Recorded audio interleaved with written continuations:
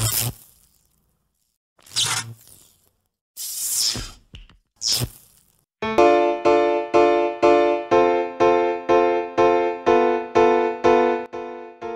tanggal 5 April tahun 1994 dunia musik berduka atas kematian pentolan Nirvana bernama Kurt Cobain, yang meninggal karena bunuh diri pada usia 27 tahun.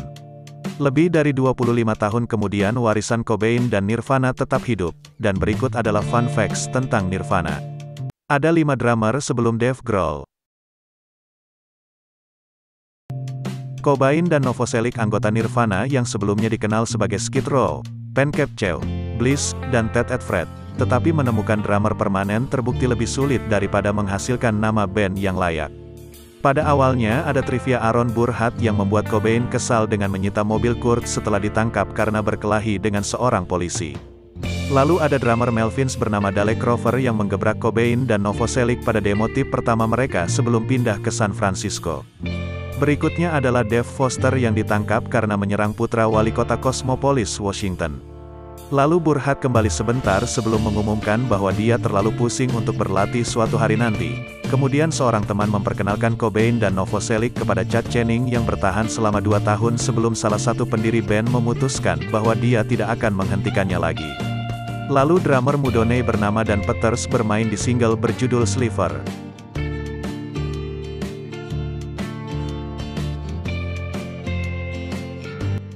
Album pertama Nirvana dibuat dengan mengeluarkan $606. Gitaris Jason Everman tidak bermain di Bleach yang merupakan album pertama Nirvana, tetapi ditambahkan ke band untuk menambahkan gitar kedua. Dia adalah kandidat utama untuk membayar tagihan yang mencapai $606 karena dia adalah satu-satunya orang di band yang memiliki pekerjaan bergaji nyata. Sayangnya Everman dengan sikapnya yang menarik berbenturan dengan disposisi Cobain saat tur, mengakibatkan banyak perjalanan yang panjang dan sunyi dan kurangnya chemistry. Everman gagal di Nirvana, lalu menjadi pemain bass untuk Soundgarden. Dia akan dikeluarkan dari pertunjukan itu setelah satu tur sebelum Soundgarden menjadi besar. Kehidupan Everman setelah hampir menjadi bintang diprofilkan di The New York Times Magazine pada tahun 2013, di mana dilaporkan bahwa ia bergabung dengan Batalion Ranger Kedua Angkatan Darat dan kemudian pasukan khusus, melayani tur di Afghanistan dan Irak, dan menerima gelar Bachelor of Arts dalam bidang filsafat dari Universitas Columbia. Ketika Kurt Cobain melihat dirinya di TV untuk pertama kalinya, dan dia langsung menelpon ibunya. Video musik untuk Smells Like Teen Spirit ditayangkan perdana di acara musik alternatif MTV 120 Minutes pada hari Minggu tanggal 29 September tahun 1991. Cobain menyaksikan dirinya sendiri di kamar hotel di The Roger Smith Hotel di New York City dan menelepon ibunya untuk memberitahunya bahwa ada Cobain di TV. Nirvana dituduh plagiat. Semuanya dimulai pada tahun 1989, ketika Negative Creep Nirvana menampilkan chorus lagu Daddy's Little Girl Ain't a Girl No More, yang mengingatkan banyak pendengar awal band dari Sweet Young Thing Ain't Sweet No More milik Mudhoney. Tidak ada yang terjadi, tetapi bertahun-tahun kemudian Cobain mungkin memikirkannya ketika dia memperingatkan co-manajer Nirvana Danny Goldberg tentang membuat Come As You Are sebagai single berikutnya setelah Smells Like Teen Spirit. Kurt gugup tentang Come As You Are karena terlalu mirip dengan lagu Killing Joke. Tapi kami semua berpikir itu masih lagu yang lebih baik untuk dibawakan, ujar Goldberg kepada Rolling Stones.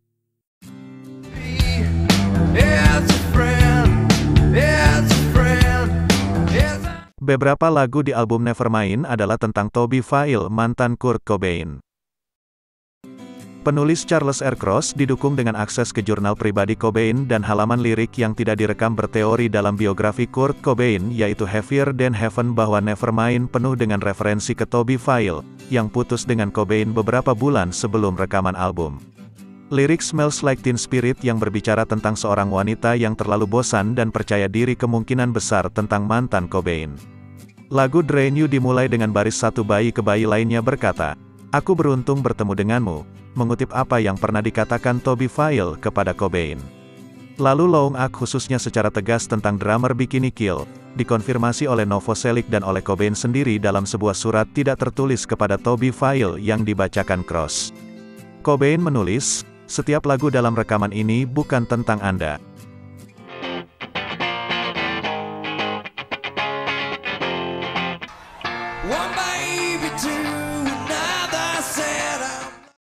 Nirvana diusir dari pesta mereka sendiri. Pada hari Jumat tanggal 13, Gavin mengadakan pesta perilisan rekaman dengan undangan bertuliskan Nevermind Triske Decapobia, Here's Nirvana. Cobain memulai pertarungan makanan ketika dia melemparkan saus ke Novoselic, dan seorang penjaga merespons dengan menangkap keduanya, dan Dave Grohl membuang saus dan makanannya. Band kemudian berdiri di gang belakang klub dan berbicara dengan teman-teman mereka melalui jendela. Sebelum memindahkan pesta ke tempat teman, Cobain menembakkan alat pemadam kebakaran, dan tempat itu harus dievakuasi. Di tempat berikutnya, Cobain menyelesaikan trifecta penghancuran dengan melemparkan plakat rekor emas Nelson ke dalam microwave setelah menyatakannya sebagai penghinaan terhadap umat manusia. Elton John menderita akibat perang Nirvana dan Guns N' Roses. Kurt Cobain menganggap pentolan Guns N' Roses Axl Rose sebagai homofobia dan rasis, pendapat yang disetujui orang lain berkat lirik lagu GNR yaitu One in a Million. Pada penghargaan musik video MTV 1992, dua piano dipasang di atas panggung untuk penampilan epik November Rain. Berpikir Axl akan memainkannya, Cobain meludahi tuts salah satu piano. Yang membuatnya ngeri adalah Kurt kemudian mengetahui bahwa dia telah memberikan lapisan air liur pada piano yang dimainkan oleh tamu istimewa bernama Elton John.